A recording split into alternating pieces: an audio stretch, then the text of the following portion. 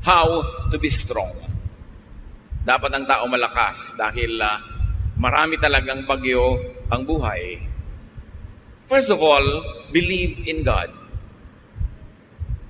Faith in God, faith in God's justice and grace, faith in God's goodness, and in God's love strengthens people more than anything else could.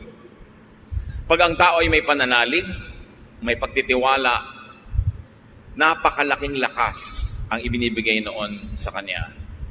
Isaiah 41:10, "Don't be afraid, I am with you. Don't tremble with fear, I am your God. I will make you strong as I protect you with my arm and give you victories." Maraming turo ang Panginoon sa Old Testament, maging sa New, na laging ang tema ay huwag kang matakot, huwag kang panghinaan ng loob, maging matatag ka dahil ako ang iyong Diyos at alam ko ang nangyayari sa iyong buhay. Habang alam ng Diyos ang nangyayari sa ating buhay, dapat alam din natin na alam niya. Habang tayo ay mahal niya, dapat lagi nating maalalang mahal niya tayo. At habang siya naman ay handang tumulong, dapat huwag nating lilimuting nandyan siya. Hindi nawawala ang Diyos, pero kung minsan ang ipinanghihina natin ay yung kawalan ng pagtitiwala o pagkalimot kung sino ang Diyos sa ating buhay. Jeremiah 17:7-8, "But I will bless those who trust me. They will be like trees growing beside a stream, trees with roots that reach down to the water and with leaves that are always green. They bear fruit every year and are never worried by a lack of rain." Importanteng maalala natin yun na ang Panginoon ang pinagmumula ng ating mga iniinom, kinakain, literally and symbolically. At sinabi ng Panginoon na gagantimpalaan niya ang sino mang nagtitiwala sa Kanya. Hindi ka pa man abutan ng gantimpala, yung nagtitiwala ka pa lang, may premyo na yon kasi pumanatag na yung loob mo, tumibay na ang kalooban at nagkaroon na ng kalakasan. Isaiah 12:2, "I trust you to save me, Lord God, and I won't be afraid. My power and my strength come from you, and you have saved me." Marami ng past tense na salvation ang Diyos. God has saved us in many ways.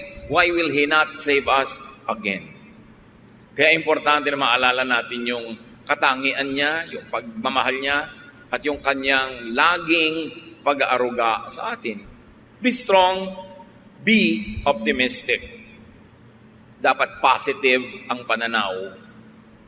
Pwede mong diliman ang iyong paningin, pero pwede mo namang liwanagan. Pwede mong palungkotin ang sarili, pero pwede mo rin pasayahin. Pwede mong pahinain ang iyong loob, at pwede mo rin palakasin. Nasa sayo. A positive, believing worldview strengthens people. Kahit po sa mga pag-aaral sa mga ospital, yung mga pasyente na may religious belief, lalo yung may strong spiritual conviction, mas mabilis sila na mag-respond sa medication. Mas tinatabalan sila ng gamot at ng therapy, at ayon sa pag-aaral, mas mabilis silang gumaling. Napakahalaga na pati ngayon ang siyensya ng medisina ay nagpapatotoo na ang pananalig ng tao mayroong kinalaman sa kanyang kalakasan ng katawan. Na pag buo ang kanyang loob, pati ang katawan niya sumusunod. But negative worldviews weaken people.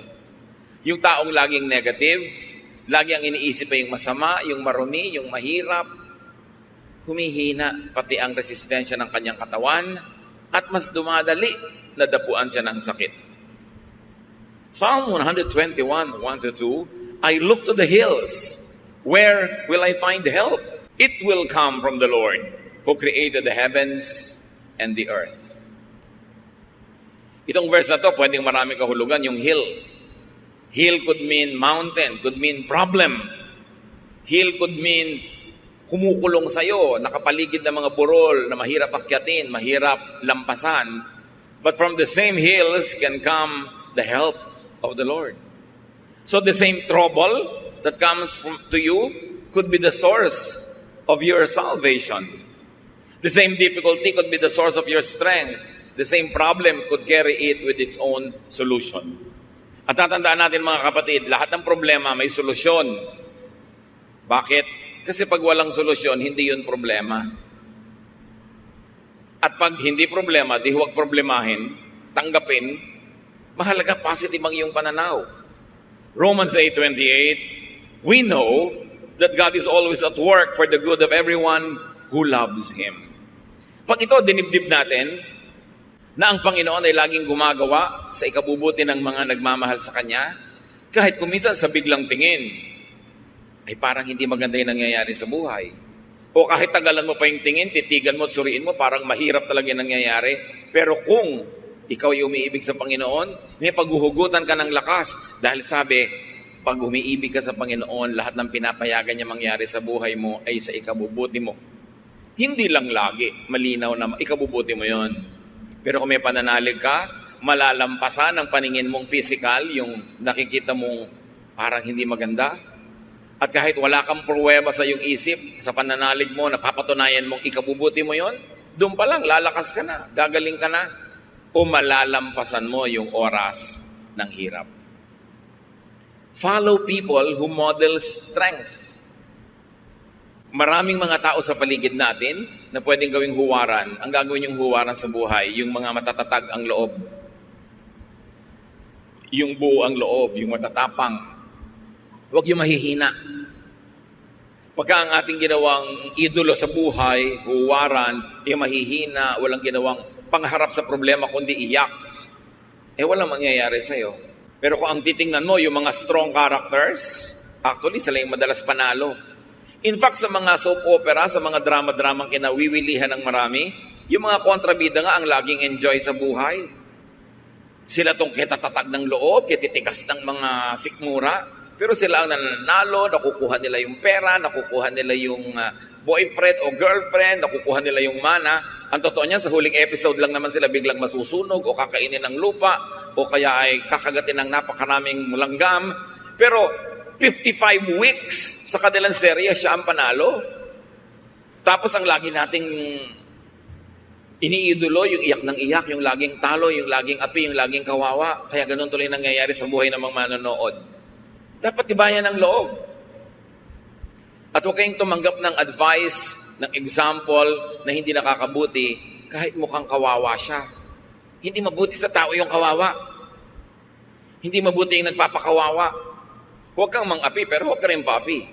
Psalm 1:1-2, God blesses those people who refuse evil advice and won't follow sinners or join in sneering at God. Instead, the law of the Lord makes them happy, and they think about it day and night. Yung advice, kahit hindi sabihin ng bibig, pero yung example ng mga laging api, laging kawawa, laging mahina ang loob, hindi magandang advice yun. Talo ka doon. Dapat ang tao matibay. Pinatitibay ng karanasan, pinatitibay ng kung sino ang tinititigan at tinutularan. How else do you become strong? Get and have supporters. Sabi nga nila, no man is an island. Hindi naman natin kayang pasanin lahat ng pasanin, lutasin ang lahat ng problema kung nag-iisa tayo. Totoo, kung maraming tao sa paligid mo, nadadamay ka sa problema nila. Pero nadadamay ka lang naman hanggang papayagan mo at hanggang kaya mo. Hindi ka naman kayang ubusin ng problema nila kung hindi ka papayag. Yung iba umiiwas makipagkaibigan, makipag-close friendships kasi ayaw nilang madamay sa mga utang, mga problema ng iba. Pero tandaan nyo, sa inyo naman problema, sa inyong pangangailangan, sa kahit paminsan-minsan lang pero dumadating na oras ng kahinaan, kagipitan, napakahalaga that you have a support system. Napakahalaga na may mga tao sa paligid natin na nagsusuporta sa atin. Pero siyempre, susuportahan ka lang naman kung supportive ka rin sa kanila. Kaya willing ka dapat to invest in human relationships. Yung human relationships, kuminsan abala yan eh. Abalang makipagkwentuhan, abalang makaladgadgat mayaya doon, pumunta sa mga event niya na hindi ka laging interesado. Pero isipin mo na rin na sa ikabubuti mo rin yon. Dahil darating ang panahon, kakailanganin mo ang iyong kapwa-tao. Ecclesiastes 4:9-12, you are better off to have a friend than to be all alone. Because then you will get more enjoyment out of what you earn. If you fall, Your friend can help you up. But if you fall without having a friend nearby, you are really in trouble. If you sleep alone, you won't have anyone to keep you warm on a cold night. Someone might be able to beat up one of you, but not both of you. As the saying goes, a rope made from 3 strands of cord is hard to break. Malinaw naman ang mensahe nitong Ecclesiastes. Mas mainam daw na may kasama, may kaibigan, may karamay, may kapartner, merong kang kasama sa iyong buhay. Mas pakikinabangan mo daw ang mga pinaghirapan mo. Siyempre, kung kakain ka, mas masarap na may kasabay kaysa nag-iisa ka. Kahit pa nga ilibre mo siya, may kasabay ka naman. Kaysa hindi ka nga nagastusan, wala ka inilibre, pero mag-isa ka lang kumakain. At pag daw natumba ka, kung may kaibigan ka, may magbabangon sa'yo. Kawawa naman daw yung natutumbang wala man lang magbangon. Talagang malaking problema daw yon. At kung sa mga magiginaw na gabi, nag-iisa ka lang, baka mag-yelo ka, pero kung may katabi ka, your body heat can help each other, and you will survive. Kung nag-iisa ka daw, pwede ka sigurong bugbugin ng isang tao, pero kung dalawa kayo, hindi naman niya kayo kayang bugbugin pareho sa bahay. Ang 3 hibla na itinitirintas at pinagsasama-sama ay higit na matibay kaysa 3 hiwa-hiwalay na hibla ng sinulid. Kailangan itong idiin kasi marami mga tao hindi sila willing to invest in human relationships. They are too engrossed with themselves.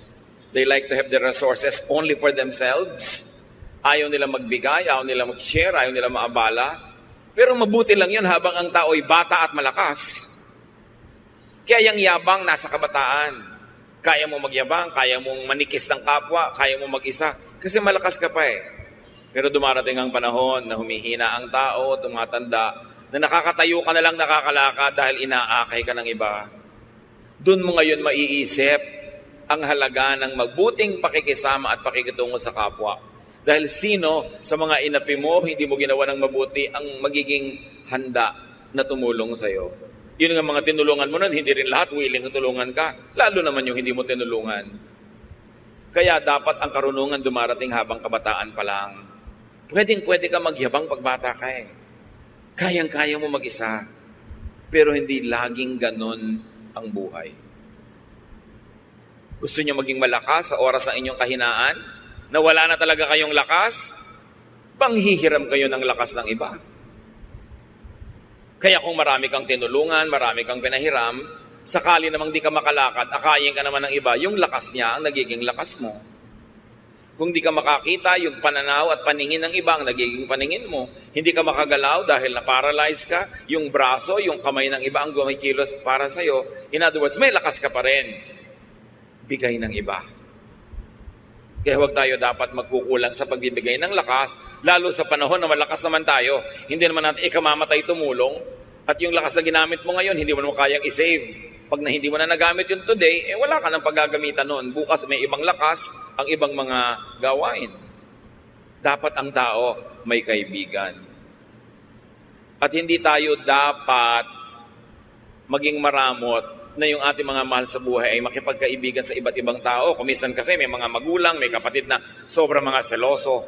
Ayaw nila na yung mga anak nila ay nakikipagkaibigan kung kani-kanino. Sabi na tayo-tayo na lang magtulungan dito. Pero yung magulang hindi naman lagi nandyan. Tumatanda, binabawi ang buhay. Sino ngayon ang kasama ng inyong mga anak o apo? Kumisan, mayroong mga sobrang conservative na mga pamilya. Ayaw na maipaligawan ng kanilang mga anak. Ayaw magkaroon ng boyfriend hanggang nagtandaan na. Wala tuloy mga partner sa buhay. O pagtatanda nun, sinong kasama? Yung mga mahihigpit na matatanda, yung higpit ng higpit, kaya nyo pa bang samahan yung mga anak nyo at apo pagka sila na lang natira? Pero pinagkaitan nyo na makadevelop ng mga relasyon. Kaya dapat hindi tayo ganun. Hayaan natin na yung mga tao makadevelop ng mga kasama nila. Hindi naman natin masasamahan habang panahon. Pero darating ang panahon na kailangan nila ng kasama. It's important. At kung kayo naman ay halimbawa biglang nagka-boyfriend, nagka-girlfriend, nagka-asawa, huwag niyong biglang lilimutin ang inyong mga kaibigan, mga kamag-anak dahil meron na kayong papa na ipinagmamalaki, meron na kayong mommy na ipinagmamalaki. Kasi kuminsan, Pag dumating ang panahon na nagkagalit kayo at naghiwalay, eto mga kaibigan mo na naman ang karamay mo sa buhay. Mga papa and mama, they come and go, but friends remain. That's why don't commit the mistake of neglecting your friends just because you have a lover, a partner, a spouse. Darating ang panahon, maaalala mo sila, lalo kung bigla kang iniwan ni lover. Be wise. Proverbs 17:17, a friend loves at all times, and a brother is born for a time of adversity. At sabi sa Proverbs 17:17 din, sa ibang version, a friend is always a friend, and relatives are born to share our troubles. So ang mga kaibigan natin, ang mga kamag-anak ay talagang nandyan para makihati sa ating mga problema. Ang dapat magsasabi nun yung tumutulong, hindi yung nagpapatulong na parang duty tuloy ng iba na tulungan ka dahil sabi ng verse. Pero ang nagsasabi nun, tutulungan kita. Gusto kitang tulungan, sabi ng verse, kaya kami kamag-anak, kaya kami kaibigan para tumulong. Pero huwag nyo nasasabi sa kamag-anak nyo, hoy, kamag-anak kita, therefore duty mong tulungan ako. Nawawalan ng motivation ang tutulong pag ganon. Mga kapatid, may isa pang napakahalaga para ang tao maging malakas. Sa paghanap ng mga problema, kasakitan, mga suliranin, earn and save money. Dapat kanta ka ng money, money, money. Dahil talagang mahalaga ang pera. Kung hindi pera o dagdag sa pera, dapat meron ka insurance. Meron kang pension pagtanda mo. Kaya yung mga tao sinasabihan natin, oy, magbayad kayo ng SSS payments nyo para pagtanda nyo, meron kayong pension. Tapos sabi, magkano na yun? 6,000 a month. Aba, pag wala kang kapera-pera, malaki na yung 6,000. At kung walang magpalibing sa'yo, at least bigyan ka man lang ng SSS ng kabaong na styrofoam. O lawanit na may pakumbakya, ano naman kung nalalaglag ka pag binuhat yung ataol, at least meron. Kesa wala. Katulad ng mga citizens sa ibang bansa, halimbawa sa Amerika, ang pension mo, pag nag-60 ka, depende kung magkano taxes ang binayad mo at ikinontribute mo sa iyong social fund habang nagtatrabaho ka. Yung iba nagpapalusot, hindi sila nagbabayad ng tax, puro under the table, hindi sila nagko-contribute sa mga social fund, hindi sila kumukuha ng insurance, akala nila ngayon mas marami silang perang ginagasta. Yes, habang malakas ka, marami kang perang ginagasta. Pero kung wala ka ng mga insurances na yan at pension plan, pag tumanda ka at kailangan mo na ng pera at hindi ka na makakapagtrabaho, doon ka ngayon walang pera. Iba ang lakas ng loob pag may pera sa bulsa. Ecclesiastes 7:12, money is a shelter. Totoo yun. Huwag kayong magbanal-banala na parang walang kwenta ang pera. Sabi sa Bible, Ecclesiastes 10:19, money is the answer for everything. Siyempre, figure of speech yun. Pero ibig sabihin lang nun, money is a solution to many, many things in life. Kaya dapat ang tao, habang kaya, malakas, kumita, mag-save, mag-invest. Get a pension plan, get an insurance with a reputable company kasi kakailanganin mo yan. Hindi ka laging pwede magyabang na kaya ko. Hindi tayo sure. Iba na yung merong itinabi. Tulad ng babae sa Proverbs 31:25, dahil siya masipag, marunong mag-invest, marunong magtrabaho, sabi, she who has money is strong and graceful as well as cheerful about the future. Sabi ng ibang version, she is clothed with strength and dignity. She can laugh at the days to come. Why can a person laugh at the days to come pag may pera siya? Pag magpapa-hospital siya, hindi siya nag-aalala. Pagtatawanan lang niya yung ospital. May pera ako. Sige, i-confine niyo ako sa magandang kwarto. Pero pag wala kang pera, pwede ba dito na lang ako sa corridor? Pwede ba dito na lang ako sa labas ng ospital? O kaya hindi ka pagaling, ilabas yun ako, mamamatay ako sa presyo. Kung may pera ka, di magpapagamot ka ngayon. Although namamatay ka rin naman kung may pera ka, pero mamamatay ka nakangiti. Importante niyan, make and keep receiving material blessings by giving.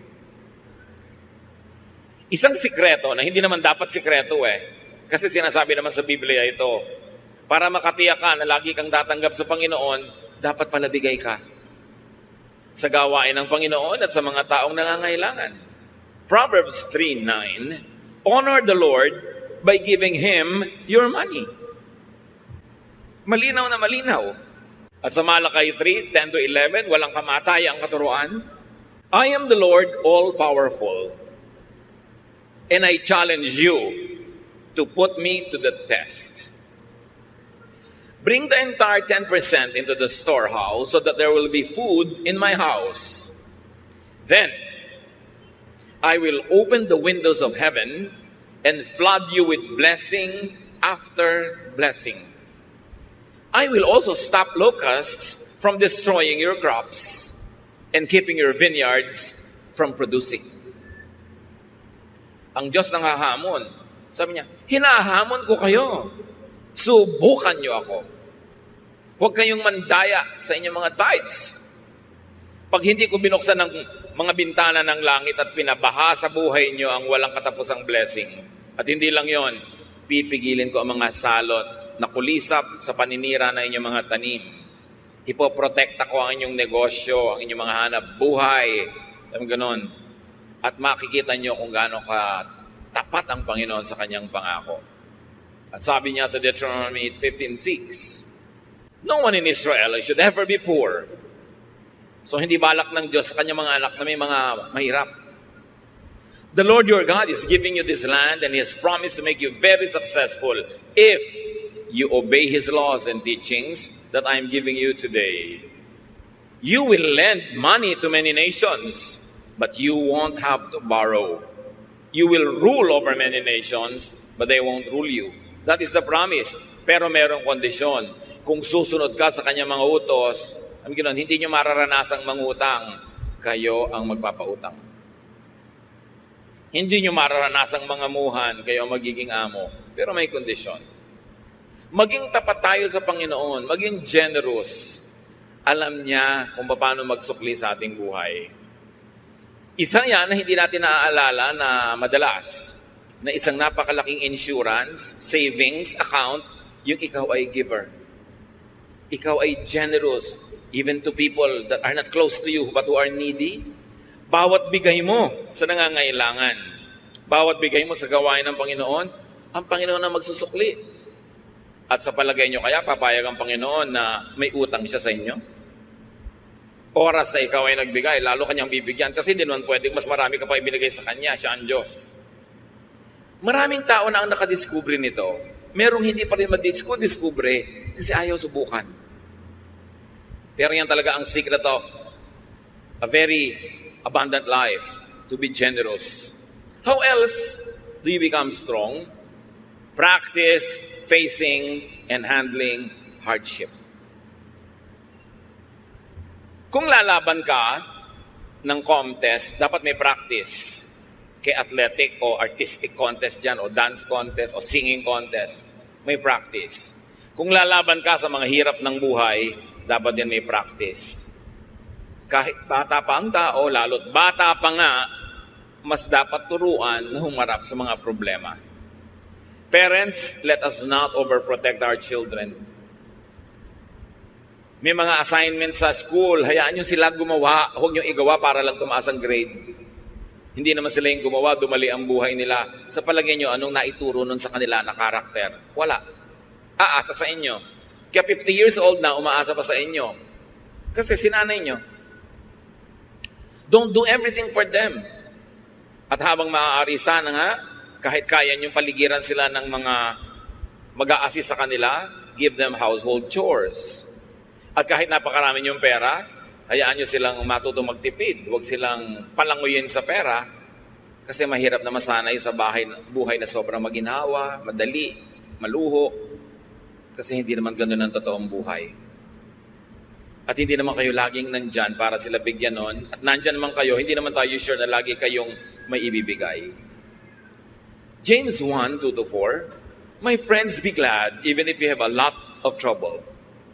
You know that you learn to endure by having your faith tested. But you must learn to endure everything so that you will be completely mature and not lacking in anything. Pagtiisan daw ang dapat pagtiisan. Pagtiyagaan ang dapat pagtiyagaan para kayo lumago. Walang kulang sa inyong pagkatao, sanay kayo na bumata ng hirap. And as we have said, it's better to practice early. Kaya sabi ni Balagtas sa Florante at Laura, pag-ibig anak ko yaking nakilala, di dapat palakihin ang bata sa saya. At sa katuwaan kapag namihasa, paglaki walang hihinting ginhawa. Para ng halamang lumaki sa tubig, dahoy nalalanta, munting di matilig. Ikinaluluoy ang sandaling init, gayon din ang pusong sa tuway maniig. Kaya sabi niya, ang laki sa layaw, karaniway hubad, sa bait at muni, sa hatol ay salat. Masaklap ang bunga ng maling paglingap, habag ng magulang sa irog na anak.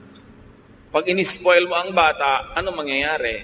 Weakling, mahina, walang buto. Mahina ang sikmura, mahina ang loob. Kailangan mabuhay ka forever para mo siya samahan. Kaya kailangan turuan ng practice. Sabi sa Proverbs 22 verse 6, teach your children right from wrong. And when they are grown, they will still do right. Train agad ang mga bata. How else do you become strong? Do not overly depend on others. Lahat ng tao, binigyan ng Diyos ng lakas. Huwag kang laging manghiram ng lakas ng iba. Huwag kang laging umasa, sumandal. Dapat gamitin mo at pag-practicean mong gamitin ang iyong sariling lakas. Why? Because dependence means weakness. Habang umaasa ka, mahina ka. What happens when you are financially dependent, emotionally dependent, functionally dependent? You are weak. May mga asawa na binubugbog, pinagtataksilan, halos ay lapastanganin na lang ng husband, hindi makahiwa-hiwalay, hindi makabuo ng sariling buhay. Bakit? Walang hanap buhay. Walang sariling income, walang pera, walang savings. Kaya nilululo na lang ang lahat, pinagtitsagaan ang lahat. Pero kung may pera lang yun, matagal nang nawala. You see, iba yung may pera. Kaya pag may mga magpapakasal, lalo mga babae na mukhang palikero pa, mapapangasawa, ang advice mo agad, iha, magtrabaho ka. Gusto po niya, full-time housewife lang ako. Full-time housewife, pagkatapos kahit anong iba to sa mukha mo, tatanggapin mo dahil wala kang pera. Kailangan may pera ka. O kaya kung siya ang nagtatrabaho, nasa pangalan mo savings. Para meron ka maipagmalaki. Hindi yung kawawang-kawawa ka dahil isusumbat pa sa'yo. Kita ko lahat yan, pera ko lahat yan. Diba? Pagka ginawa sa'yo ng husband mo yun, singilin mo siya ng lahat ng serbisyo mo. Security guard ka ng bahay, plumber ka ng mga gripo ninyo, diba? Nurse ka ng mga anak, taga-sundo ng mga anak, cook ka ng mga pagkain, labandera ka, at whore ka pa sa kanya. Doon ka malaki sumingil. Diba? Lakihan mo singil. Para hindi akala niya siya lang ang may kita. Pag binayaran nga ang housewife sa bahay, kulang pa yung sweldo ng husband eh. Kasi yabang-yabang pa, kape! Sino pumapalakpak dyan sa likod? Di ba? Siguro binubusan nila ng kape yung humihingi. Marami namang husbands, mababait ha. Pero kung minsan, pagka biglang nahumaling kung kanino, nawawala ang bait. Kaya dapat secure kayo, meron kayong sariling income, itaktak nyo sa utak nyo yan. Hindi naman ibig sabihin na may income kayo, ilalayo kayo o hihiwalay, pero mabuti na yung meron kayong choice. Hindi kayo overly dependent. 1 Thessalonians 4:11-12, live in a way that you won't have to depend on anyone. Ganon din naman yung mga magulang eh. Minsan sayang lang, medyo huli na sa iba, pero habang maaga pa, secure yourself. Huwag kayong umasa sa iaabot-abot lang ng mga anak nyo in the future. Dahil kung minsan, ang dalang ng abot. Ang konti. No? Napa-hospital ka ng 7 araw, bibigyan ng pambili ng medical. O eto po, pandagdag. Ha, pandagdag!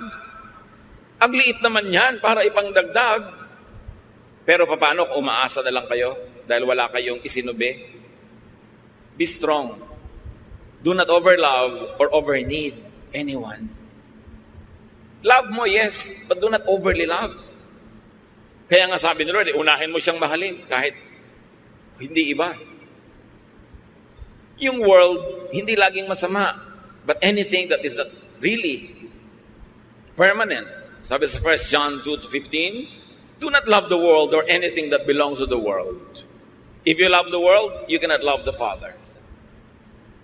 Yung nagmamahal, ilagay niyo sa lugar. Pag sobra kayo nagmahal, talo kayo. Di lang kayo maalala. Wala na kayo sa sarili. May mga tao nakatitig sa cellphone nila eh. Talaga nakatitig, abang na may dumating na text. Dumating ka na, dumating ka na, dumating ka na. Wala namang dumadating. Mga advertisement pa ng kondo ang darating. Paano sobrang nagmamahal? Magmahal kayo pero ilagay niyo sa lugar. Hindi dapat kawawain ang sarili.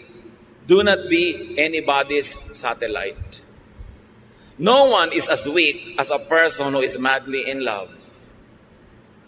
You weaken yourself. Nilululo ng katwiran, nilululo ng pinag-aralan, nilululo ng lahat-lahat.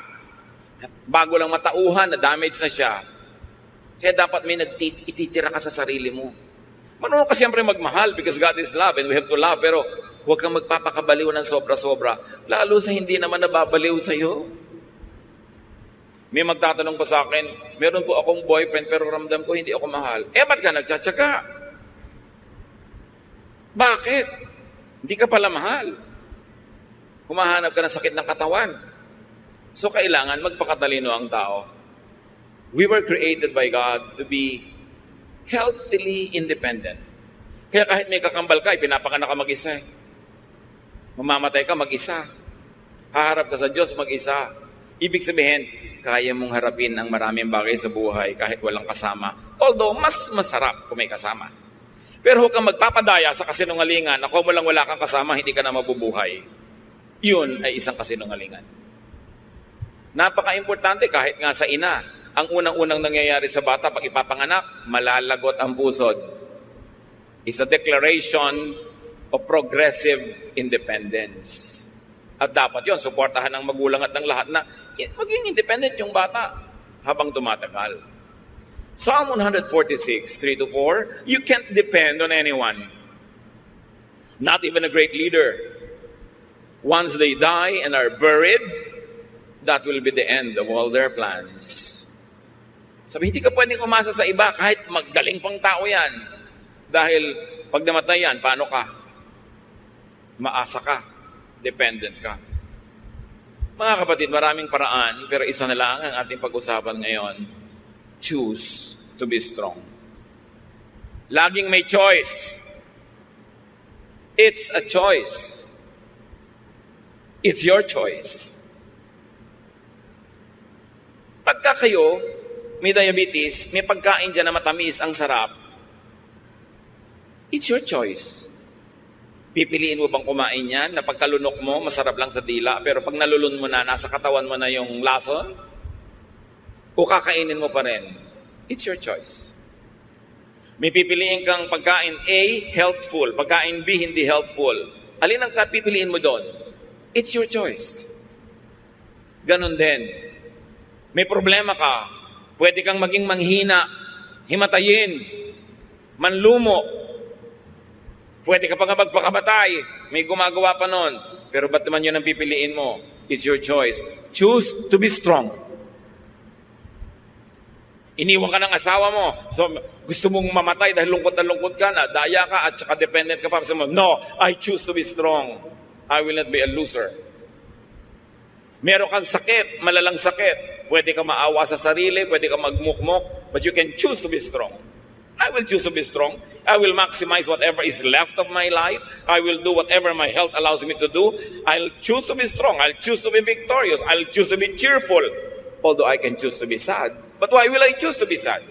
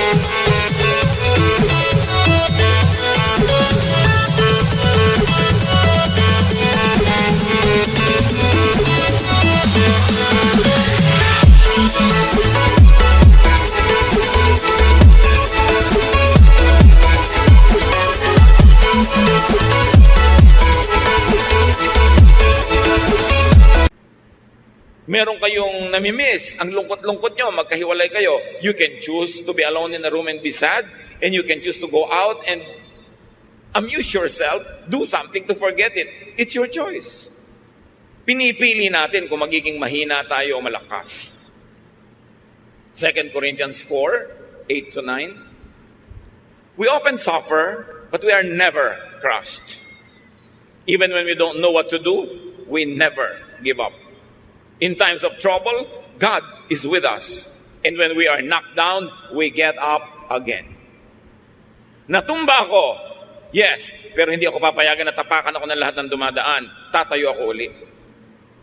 Nadaya ako, yes, pero may buhay pa ako, babawi pa ako. Hindi ako magmumukmok sa buhay. 2 Corinthians 4, 16 to 17, we never give up. Our bodies are gradually dying, but we ourselves are being made stronger each day. These little troubles that are getting us ready for an eternal glory that will make all our troubles seem like nothing. Ganon, hindi tayo susuko. Yung mga problema na yan na ating kinakalaban, magiging trophies yan later. Bawat bato na ihahagi sa atin ay magiging monumento. Bawat sugat ay magiging tropeo if you choose to be victorious. Kaya sabi sa Deuteronomy 3:31-6, be brave and strong. And the Lord Jesus echoes that, have peace, do not be afraid. Pag nangihina kayo mga kapatid, pinipili nyo lang yun. But sometimes hindi tayo aware. Hindi tayo aware, ipinapakain natin yung ating lakas sa mga negative forces. Joshua 1:9, I've commanded you to be strong and brave. Don't ever be afraid and discouraged. I am the Lord your God, and I will be there to help you wherever you go. God's people are strong and brave, not weak and afraid. Hindi ganun. Dapat ng tao lakasan ng loob. 1 Corinthians 16:13, keep alert. Be firm in your faith. Stay brave and strong. Wala kayong kaharap ngayon o haharaping problema na hindi na nakaharap ng mga tao noong unang panahon pa. Walang bago sa mundo. Walang bagong problema ang hindi pa nadinig ng Diyos na idinaing sa Kanya ng mga tao. Walang bago. Therefore, lahat yan may katapat na. Lahat ng kahinaan ay may katapat na lakas. Ang lahat ng tanong ay may katapat na sagot. Pusali man ay may katapat na langit, sabi nga ng matatanda. So huwag tayong lagi na lang mag-awa-awa sa sarili. Huwag laging magpaawa sa kapwa. Kumusta ka? Eto, kawawa naman ako. Eto, mahina ako. Eto, may sakit ako. Ang dami mo nang mapipiling ibalita.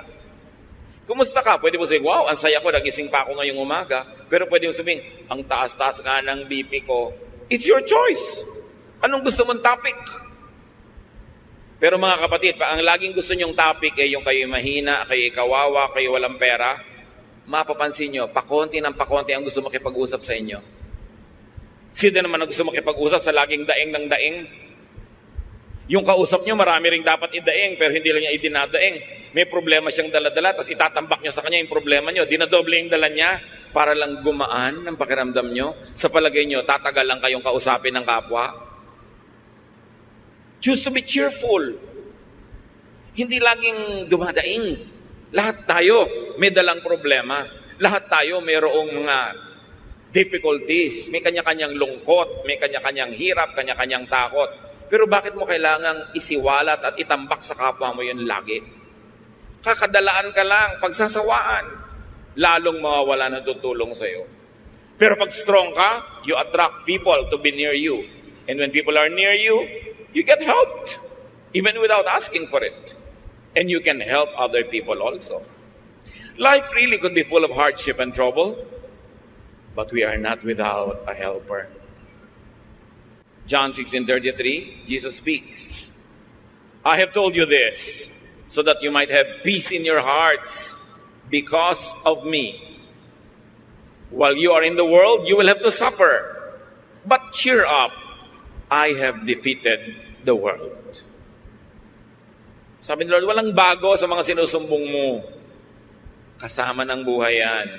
May pagdurusa, may paghihirap. Pero huwag kang mahinaan ng loob. Lakasan mo ang loob mo kasi nagapi ko na ang lahat ng yan. Napagtagumpayan ko na yan. Stay with me because I am with you. The Lord is victorious over suffering. Seek the Lord.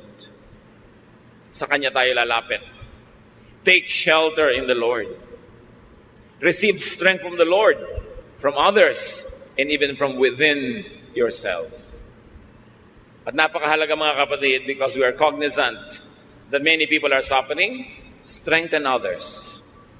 Kahit kayo may dala, may hirap, merong mas malala ang kalagayan sa inyo, mag-minister pa rin tayo, maglingkod, strengthen them.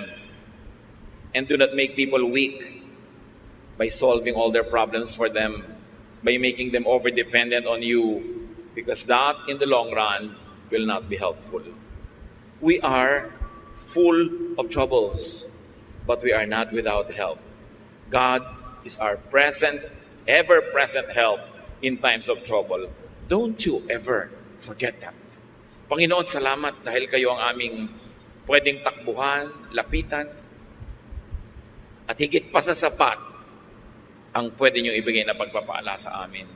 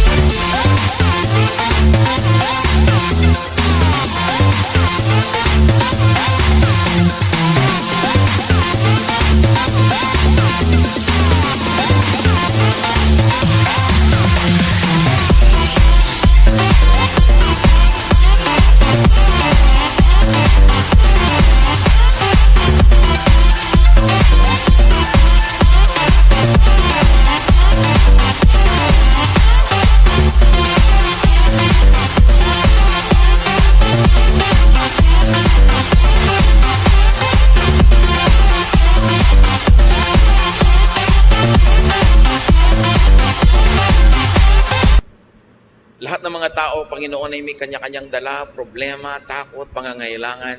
Ang ituro nyo sa amin, kayo ang solusyon sa mga ito. At meron din kami sa aming personal at practical na buhay na pwedeng gawin para pagaanin ng mga suliranin at palakasin namin mga sarili. Patuloy nyo kaming paalalahanan ng mga katotohanan ito nang huwag kaming madaya ng hirap para kami manghina at para kami, Panginoon, sumuko. Palakasin nyo ang inyong mga anak sa iyong ikaluluwalhati at sa kabubuti ng aming buhay. Pagbulay-bulayan natin, mga kapatid, ang kahulugan ng mga ito sa ating buhay.